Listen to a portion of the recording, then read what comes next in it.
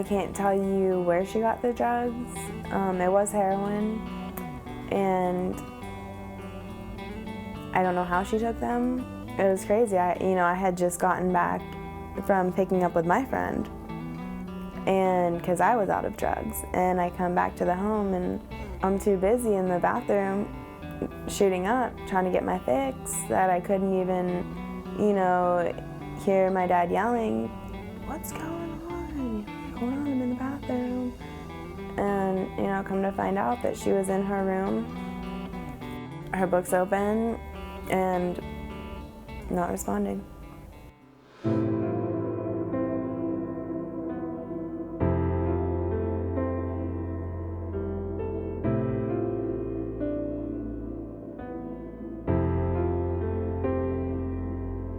It's the same day my sister passed away. She was in the hospital for 2 days, and I was still shooting up. I was shooting up in the hospital bathroom. So that day is my clean day. And I can't say I was still in my right mind, but I have not used since then. Only with new life can you understand death. And it's ironic how that happened, the death and my new life in the same day, and it really hits home for me because if I were to mess up, I could never get that clean day back.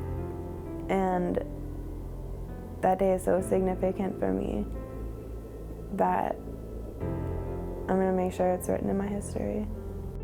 I think when my daughter came out of the second rehab, as we were on our way to head her out west into a longer term program, she started crying in the car. She was really upset, saying, "It's my fault that my sister died." And I yelled at her, "Of course it is. It's your fault, and it's my fault for not being there. It's your mom's fault for not being there. It's your brother's fault for not being there.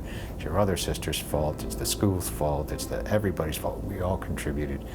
Nobody was there at that time, or however long it was where she was struggling with that. So yeah, it is your fault, but it's not all your fault." You always replay everything, you go back and you replay every little thing that you could have done better. And after you beat yourself up enough with that, you stop doing it.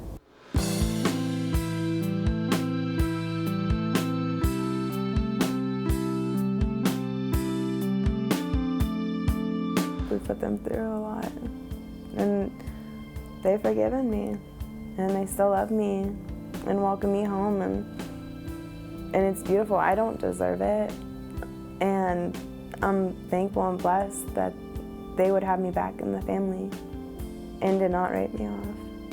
I love life right now. I love everything I do. I love my family, my friends. I wouldn't trade my support for the world. And I kind of laugh at, my beginning clean self whenever I was first starting to get clean. Why was I scared for this? I can't tell you where I would be had I not taken my first drug, popped my first pill, but I would not be as sure about what I want to do and where I want to go with my life as I am now. Wow, very touching. So what do you guys think about what you just saw? Well, it's a very tragic story, but unfortunately it's one that we hear all too frequently, a similar narrative with some variations. One of the things we heard, I think, and was nicely illustrated, is how any use of non-medical prescription drugs, or the non-medical use of prescription drugs, can lead one step to another by normalizing the behavior. So if you are searching for the false holy grail of improving your performance, but then other things give you trouble, she described being up, being nervous, having insomnia, well then you look for downers to perhaps counteract that. And so now you're both into stimulants and into opioids, so stimulants and sedative hypnotics. So one step normalizing another and chasing the dragon and having trouble. Another thing that gets normalized is the behavior of being with deviant peers, because who are the people that are sharing these substances? Who are the people that you're enjoying them with? She mentioned she was able to get this in school readily available. Yeah. So it's other people that are having similar difficulties, and what once seemed on the edge and unusual is now just the normal water that you're swimming in. Everybody doing a bunch of things that are going to be more and more risky and more dangerous, and then it's out of control, as she described. Is this typical for kids who have been misusing prescription drugs to then move on and use other drugs? You know, parents ask me all the time, is this drug a gateway drug? And that's a phrase that's popular in our culture, which really doesn't have any meaning. There aren't gateway drugs per se. It's almost as Mark said, there are gateway attitudes and beliefs, and there are gateway relationships. If I begin by misusing these ADHD products, I source them in my school, I begin to have a different relationship with putting drugs in my body. I begin to associate with different people in my school. And all of a sudden, you see in that clip, she said something when she used the methadone about she felt like herself again. And that is that, again, you begin on that trajectory. So it isn't that one drug leads to another. It opens you up to the potential that the person you source the ADHD drug from might be able to get you something else, or in this case, mistakenly recommend something to you, like they're a doctor and they know. You get in different situations where you are offered these different products, and you begin to manage your life differently. We did a study, it was all qualitative with kids around the country, and these were driven kids, and they talked about this. They'd say, I am not a drug user. I don't smoke marijuana. I do not drink alcohol. I am driven. I'm going to be something in this life. I take ADHD drugs when I have a big test, and to chill out on the weekend I might occasionally take a Vicodin. But I'm not a drug user. I'm doing this because I'm driven. And in their mind, they were getting the outcomes they were seeking. They were getting up when they needed to be up, and they were getting down when they needed to get down. And that is an absolute mistake. Well, the father alluded to the fact that he thought that the kids were just being, this is typical kids. Typical behavior. Typical behavior. That's a common problem in recognition, both by parents and by medical personnel.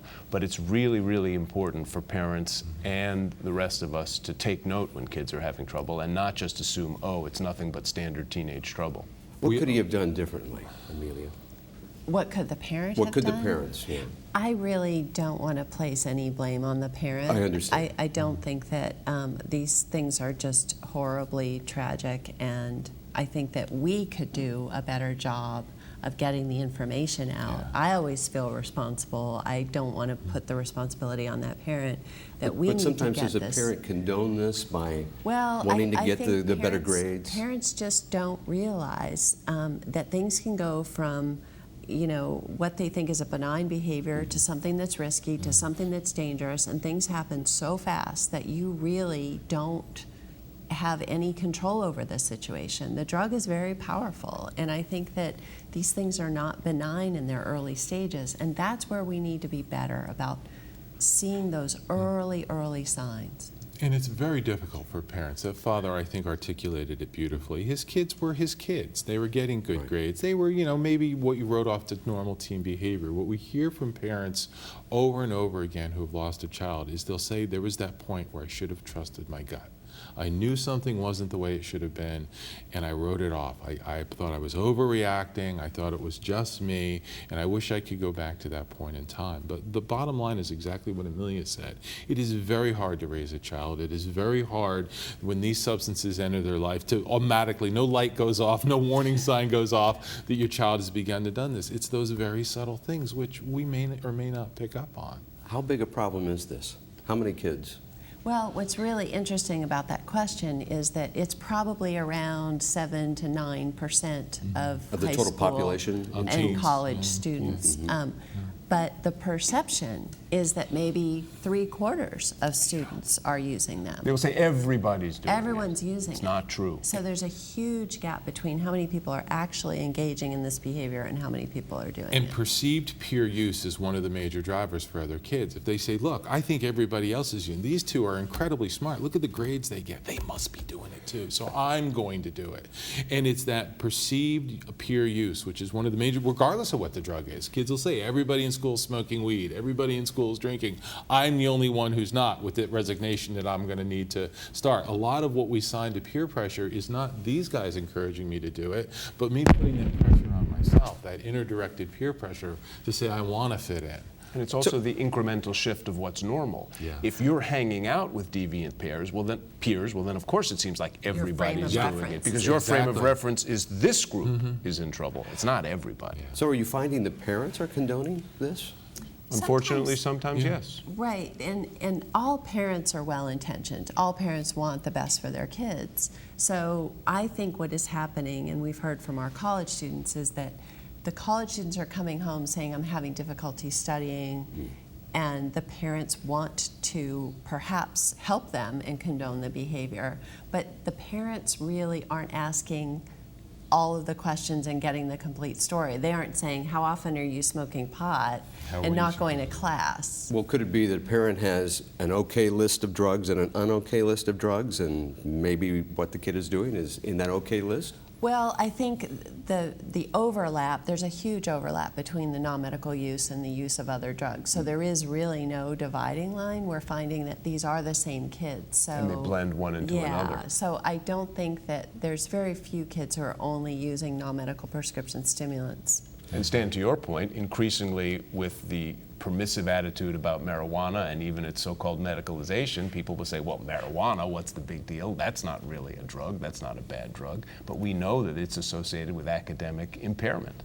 And that's what we found, is that typically the non-medical use is associated with declines in academic performance, and then these stimulants are used to compensate for poor grades. And it's that compensation trajectory that parents And frequently unsuccessfully. miss. Yeah. It's not like it helps, really. Right. And Is when it you- gender specific? Not really. It's No, boys and girls. When we looked at the high school population, we saw about 25% of high school kids in America said that they believe these products could be used as study drugs, that they would give them better academic performance. When we looked at the parents of high school kids, we saw that number to be 33%. So only a quarter of kids, but about 30 to 33% of adults believe that their child could get better academic outcomes by using these medications, even if they didn't have an ADHD diagnosis. So you go back to what Amelia originally said, is we've got to back this up to the beginning of the continuum and really help people understand the risks of any misuse of these products. There is no appropriate way to misuse them. There's no margin of what you get away with it. You simply, if you do not have a diagnosis, these are one of the things you should not be taking. Well, we have talked a lot already about the myth of study drugs, the problem of prescription stimulant misuse, and we have much more to talk about. But next, we're going to take a short break and look at a couple of new public service announcements. The partnership at drugfree.org, our partner for this program, has provided them.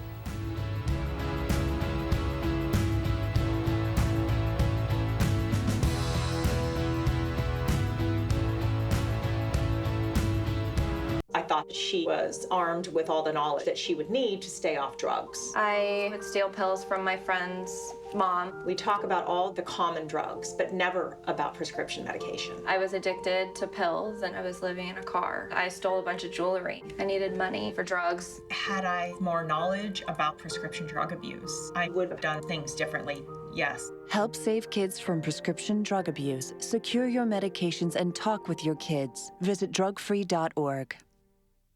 Ronnie had huge dreams and aspirations. When he got into the pill use, his mood changed, he changed. He knew where he could go in the community to get pills. Kids are getting them from your medicine cabinet. He went downhill so fast, no one could save him. He found his body in an apartment in Telford. I never thought my son would take prescription drugs without a prescription. Help save kids from prescription drug abuse. Secure your medications and talk with your kids. Visit drugfree.org.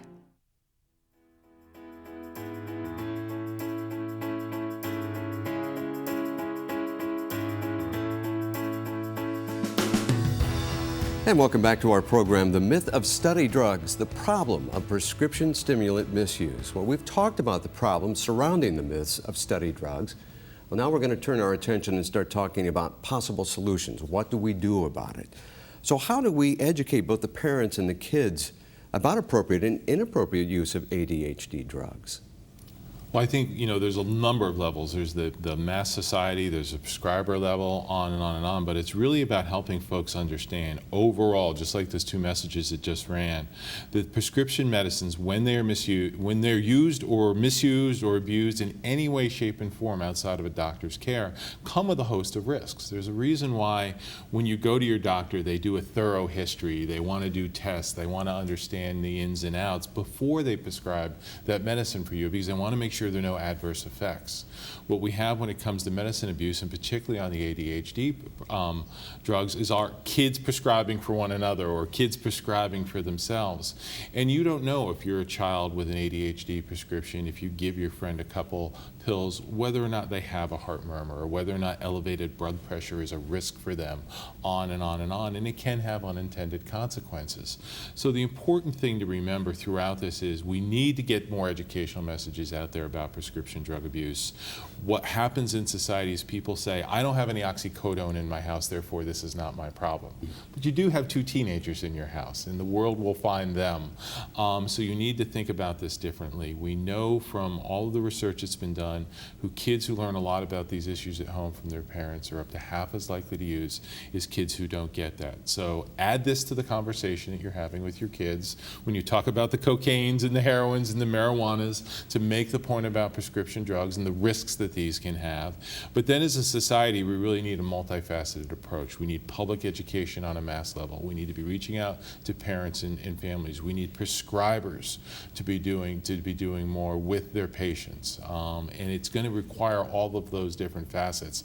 But the key piece is that the prescription drug abuse problem in America, while the front page story of it is always the opioid abuse, there are literally dozens and dozens and dozens of different products which can be misused, and some of those, in fact, have great risk. So let's talk about the prescriber. Mark, how do physicians fit into all of this?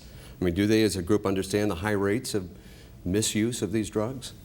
Well, there's a couple of things that we ought to be doing to improve the performance of medical staff about these things. So the first thing is, what are the appropriate patients to get stimulants for ADHD? How do we do patient selection? How do we do good evaluation? And how do we make that decision? And then the second area is, once that decision is made, how do we do a better job of managing and monitoring? So for the first issue, somebody comes in and says, I have an attention problem, a parent, a kid, both.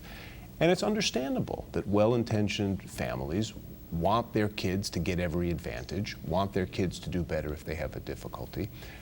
But we forget how reinforcing these stimulants are. They're reinforcing because of their basic pharmacological properties. The way they work is they stimulate a neurotransmitter in the brain called dopamine, which is directly linked into the brain's reward center. So whether you know it or not, it turns on the go signal. Anything that makes dopamine happen is something you want more of. That's number one. But the other thing is that they do actually, even if it's only for 5 minutes or a nanosecond, they do actually give you a jolt of energy, of attention and concentration. Just because that happens doesn't mean you have ADHD. Because you once took somebody's Ritalin or Adderall and it helped you concentrate for a moment doesn't make the diagnosis. That's just a normal pharmacological property of stimulant drugs, like if you had a double espresso. That doesn't mean you have caffeine deficit disorder. It means that that's what caffeine does, that's what stimulants do. But although they're so reinforcing, and although patients may subjectively be so sure, doctor, I know my body, this is what I need, you don't know, how can you tell me? This is, I know, the only thing that will help me. That doesn't mean they're right. And it also doesn't mean that there won't be unintended consequences and side effects beyond that immediate issue. So I usually have the conversation, right, you know your body, but why don't we pretend that one of us went to medical school, and let's have a conversation about the other things in your life that could be causing this difficulty. Are there stressors? We've talked about time management, we've talked about interest, we've talked about boredom, we've talked about proper selection of academic pursuits, but are there stressors? Is there depression? Is there anxiety? Are there other diverting things that are causing inattention? So that's the one thing. Then the issue of, once we've made the decision, you are a person who we should do a trial of stimulants. How do we manage that? How do we monitor that? I don't think physicians are looking carefully enough at concurrent substance use. Are we evaluating for marijuana, alcohol, other substance use? Are we drug testing, both at the outset and in an ongoing way? Because I think that that should be standard of care, doing drug testing to find out what the concurrent substance use is, because as we've talked about, it's that risk group that tends to get into trouble with the misuse of these stimulants. Well, Amelia's been agreeing with you. Question, are people on college campuses, are they trained to recognize substance abuse? I think that more and more colleges are understanding that this problem is affecting educational performance, and that is something that they're highly concerned about. Are they just at the recognition phase, though? No, I think that there's a lot of efforts at different colleges across the country to really try to tackle this problem in the right way, to do the right kinds of trainings for physicians and health center staff. But the one most exciting new idea is to really arm the people at academic assistance centers with better recognition skills, that when a person comes in and they're failing or their grades drop below a 2.0 and they have a mandated assessment, to not just put a Band-Aid on the problem and say, you need to have better time management skills, but try to look more carefully at the root of the problem. And one of the candidates for the root of the problem may be substance use. So we're not saying that all students who are failing in school have a substance use problem. They may have other issues going on, but to comprehensively assess whether or not substance use is part of that package and to get them to feel more comfortable about asking those questions and doing something about it once they find out. Isn't this rather a sensitive issue for them to go and try and probe, ask those questions? Sure, and that is the number one concern that we have heard among academic assistance professionals. I wasn't trained to do this. I'm not a clinician. Not my job. Right, it's not their job, but I think that what may be helpful is training them to recognize it and refer to someone like Mark or the health center or someone who has a more clinical approach, but to connect the dots for the student. And don't ask, don't tell is not an effective intervention. Right, and I think that one of the things that we find is that students want to perform really well. That's why they're in school. And they want their parents to be proud of them, their parents want to be proud of them. Everyone has this carrot in front of them. So let's leverage that. Let's say in order to do well in school, being drug-free